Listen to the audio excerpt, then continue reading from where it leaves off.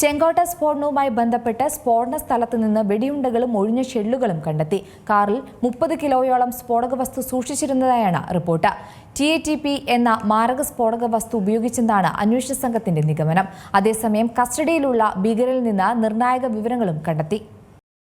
ഡൽഹി സ്ഫോടനവുമായി ബന്ധപ്പെട്ട് സംഭവ സ്ഥലത്തു നിന്നും വെടിയുണ്ടകളും ഒഴിഞ്ഞ ഷെല്ലുകളും കണ്ടെത്തിയെന്നാണ് ഇപ്പോൾ സ്ഥിരീകരിച്ചിരിക്കുന്നത്.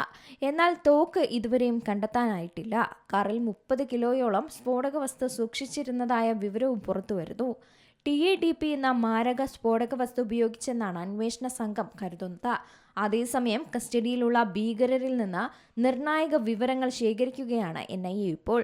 ഹരിയാനയിൽ നിന്ന് പിടിയിലായ ഡോക്ടറുടെ ഫോണിൽ സംശയാസ്പദമായ നമ്പറുകൾ കണ്ടെത്തിയിട്ടുണ്ട്. ഹരിയാനയിലെ നൂഹിൽ നിന്നും അന്വേഷണ ഏജൻസി കസ്റ്റഡിയിലെടുത്ത ഡോക്ടർമാരിൽ ഒരാളുടെ ഫോണിൽ നിന്നാണ് ഇപ്പോൾ സംശയാസ്പദമായ നമ്പറുകൾ കണ്ടെത്തിയത്. ഇതിലടക്കം വിശദമായ അന്വേഷണമാണ് NIA നടത്തുന്നത്. സ്ഫോടന കേസിൽ കസ്റ്റഡിയിലുള്ള ഭീകരരെ NIA സംഘം വിശദമായി ചോദ്യം ചെയ്തു. ഡോക്ടർമാരായ മുസമ്മിൽ, ആദിൽ, ഷഹീന എന്നിവരെയാണ് ചോദ്യം ചെയ്തത്. കേസുമായി ബന്ധപ്പെട്ട് അയൽ സംസ്ഥാനങ്ങളിലടക്കം പരിശോധന നടക്കുകയാണ്. സ്ഫോടനം നടത്തിയ ഉമർ ഉൾപ്പെടെയുള്ള ഡോക്ടർമാർ പലതവണ നൂഹ് സന്ദർശിച്ചുവെന്ന വിവരവും അന്വേഷണ സംഘത്തിന് ലഭിച്ചിട്ടുണ്ട്. അതേസമയം ഭീകര സംഘടനകളുമായി ബന്ധമുണ്ടെന്ന സംശയത്തിൽ NIA അറസ്റ്റ് ചെയ്ത യുവാവിനെ വിട്ടയച്ചു.